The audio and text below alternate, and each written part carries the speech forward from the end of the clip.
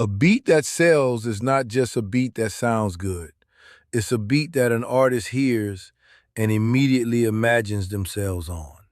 That feeling, where the artist can't stop nodding their head, that's what we're building in this module. Every beat that gets placed, and I mean every single one, has three things in common. It has a knock. The drums hit hard and make the listener move before they even think about it.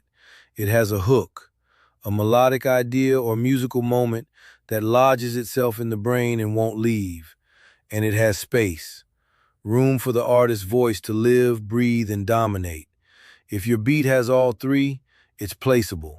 If it's missing one, it's not, no matter how technically impressive it is. When I produced What's My Name for DMX, I wasn't thinking about how complex I could make it. I was thinking about how powerful I could make it. Simple, heavy, undeniable. That's the formula for a platinum beat, not complexity, power. Make the drums so heavy that you feel them in your chest. Make the melody so simple that anyone can hum it after one listen. Give the artist all the space they need to become the star. Here's your assignment for this module. Make a beat using only three elements: a kick, a snare, and one melodic instrument, nothing else. Get those three things perfect first, because if you can't make three elements hit hard together, 10 elements won't save you.